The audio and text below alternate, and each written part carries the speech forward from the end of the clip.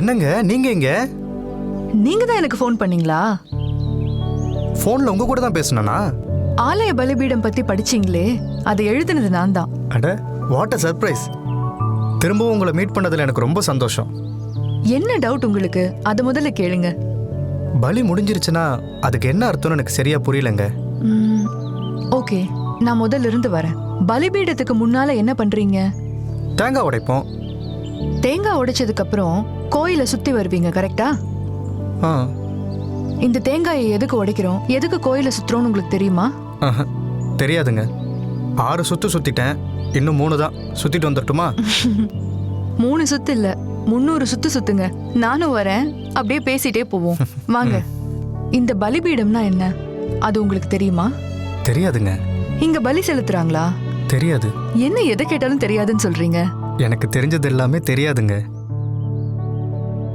ஐ மீன் தெரியாதுன்ற வார்த்தையை தவிர வேற எதுவும் தெரியாதுன்னு சொல்ல வரேன். எந்த கோயில் இப்ப பலி செலுத்துறது இல்ல, ஏன் தெரியுமா? தெரியாது. உங்களுக்கு மட்டும் இல்ல, பக்த கோடிகள்னு சொல்றீங்களே, அதுல மொத்த கோடிகளுக்கும் தெரியாது. ஏங்க, எங்க ஊர்ல நான் பலி செலுத்துறத பாத்திருக்கேங்க. எந்த கோயில்லன்னு சொல்லுங்க. குலதெய்வ கோயில்ல. எஸ், காளி கோயில்ல, தெய்வ கோயில்ல தான் பலி செலுத்துவாங்க. முதல்ல ஒண்ணு தெரிஞ்சுக்குங்க, தெய்வம் வேற, கடவுள் வேற. கடவுள்னா முழுமுதற் கடவுள், அதாவது ஆக்கல், அழித்தல், காத்தல்னு சொல்வாங்க இல்லையா? சிவன், விஷ்ணு, பிள்ளையார், முருகன், ஐயப்பன் இந்த கோயில் எல்லாம் பலி செலுத்த மாட்டாங்க. அதான் ஏன்? ஏன்னா பலி நிறைவேறிடுச்சுன்னு அர்த்தம். எப்படின்னு கேக்குறீங்களா? உங்க வேதம் சொன்னதுதான். தைத்திரிய உபநிடதம் சொல்லுது, சர்வ பாப பரிஹாரோ ரக்த புரோக்ஷனா மாவசியம் தத் ரக்தம் பரமாத்மாவேன புண்ணியதான பலியகம். எல்லா பாவங்களுக்கும் பரிகாரம் பெற ரத்தம் சிந்துதல் அவசியம். அந்த ரத்தம் பரமாத்மாவான கடவுளால் சிந்தப்பட வேண்டும்னு அர்த்தம். அததான் எங்க பைபிள் சொல்லுது. உலகத்தின் பாவத்தை சுமந்து தீர்த்த தேவ ஆட்டுக்குட்டி தான் இயேசு கிறிஸ்து. 2000 வருஷத்துக்கு முன்னால நிறைவேறின பலி. பலிபீடத்துக்கு முன்னால நம்ம ஏன் தேங்காய் உடைக்கிறோம்? உடைக்கிறதுக்கான அர்த்தம் என்னன்னு உங்களுக்கு தெரியுமா? மேக்ஸ் எக்ஸாம் வரச்சு எங்க அம்மா பிள்ளையாருக்கு தேங்காய் உடைச்சிட்டு போடான்னு வா. வேக வேகமா கோயிலுக்கு போய் தேங்காய் உடைச்சிட்டு தலையில 2 கொட்டு கொட்டிண்டு ஸ்கூலுக்கு போயிடுவேன். தேங்காய் நாறு ஆன்மாவை சுத்தி இருக்கிற பாவம் மாதிரி. ஆன்மாவை சுத்தப்படுத்தணும்னா முதல்ல பாவத்தெல்லாம் நீக்கிடணும். அத கடவுளுக்கு முன்னாடி உடைக்கிறது நம்ம இருதயம் உடைஞ்சு போறதுக்கு சமம். மன்னிப்புக்காக மனம் கசந்து அழறோமே, அதான் தேங்காயிலிருந்து வர தண்ணி. அதுக்கப்புறம் நம்ம மனசு தேங்காய் போல வெள்ளையா மாறிடும். கடவுளே, இப்ப நான் சுத்தமாயிட்டேன், என் ஆத்மாவை உன்கிட்ட குடுக்கறேன், இப்ப நான் உன் சன்னிதானத்துக்குள்ள வரலாமான்னு கேட்டுட்டு உள்ள போறீங்க. பத்ரம் புஷ்பம் ஃபலம் தோயம் யோமே பக்திய பிராயஷத்தி தடகம் பக்தியுபாய ஹிருதமஷ்நாமி பிரயதாத் மனஹ. இலை, மலர், பழம், தண்ணீர் என பக்தியுடன் எதை நீ கொண்டு வந்தாலும் உன் சுத்தமான இருதயத்துடன் கொண்டு வந்தால் அதனை நான் பரிசாக ஏற்றுக்கொள்வேன் என்று கடவுள் சொல்றதா ஒரு நம்பிக்கை. எது எப்படியோ, நான் உண்மையாவே மனம் திருந்தி மனம் உடைஞ்சு கண்ணீரால் கழுவப்பட்ட என்னோட ஆன்மாவை கடவுள்கிட்ட ஒப்படைக்கணும். தேங்காயை உடைச்சா அது பாவத்தையும் போக்காது, நம்ம இருதயத்தை பரிசுத்தமும் ஆக்காது. பரிசுத்தம் ஆகணும்னா நீங்க என்ன செய்வீங்க? கிறிஸ்தவத்தில் அப்படி இல்ல.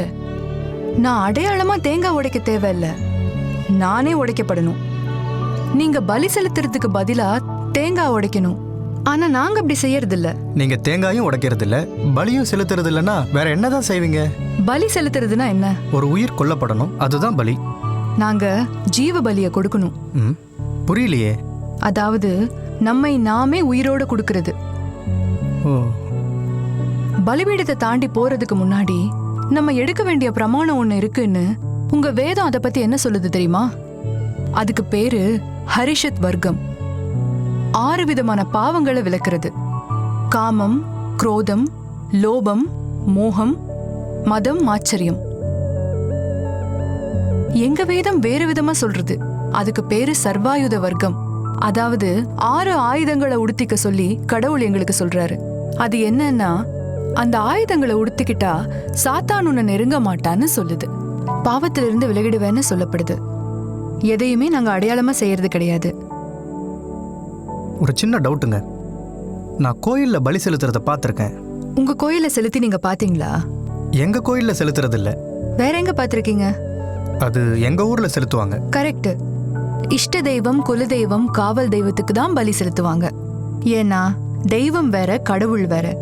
நீங்க இன்னைக்கு சுத்தி வந்தீங்க இல்லையா, அதுதான் கடவுள். அதாவது முழுமுதற் கடவுள். உங்க கோயில்ல பலி செலுத்துறது இல்ல. ஏன்னா ஏற்கனவே பலி நிறைவேறிடுச்சு. இதை நாங்க அறிஞ்சு நம்புறோம், நீங்க அறியாம நம்புறீங்க, அவ்வளவுதான். எப்படிங்க சொல்றீங்க? இப்பவும் அதுக்கு பலிபீடம் தானே பேரு? இல்ல, இப்போ இந்த பலிபீடத்துக்கு அன்னம் பாலிக்கும் இடம்னு பேர் மாறிடுது. ஓ, அதனாலதான் பிரசாதம்னு சொல்லி பொங்கல், புளியோதரை, சுண்டல்னு அது மேல வச்சு கொடுக்குறாங்களோ? எஸ், அதையே தான் நாங்க சர்ச்ல அப்பமும் திராட்சரசமும் கொடுக்கறோம். அதை எதுக்கு செய்யறோம்னா, கடவுள் பலியானதை நினைவு கூறுறதுக்காக செய்யறோம்.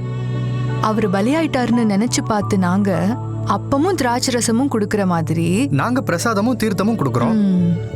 அப்ப பலி ஒண்ணுதான். ஆனா பலியானது இயேசுதான்னு நாங்க நம்புறோம். ஏன்னா அதுவே சத்தியம், அதுவே சரித்திரம். இத நீங்களும் நம்புங்க. சூப்பருங்க.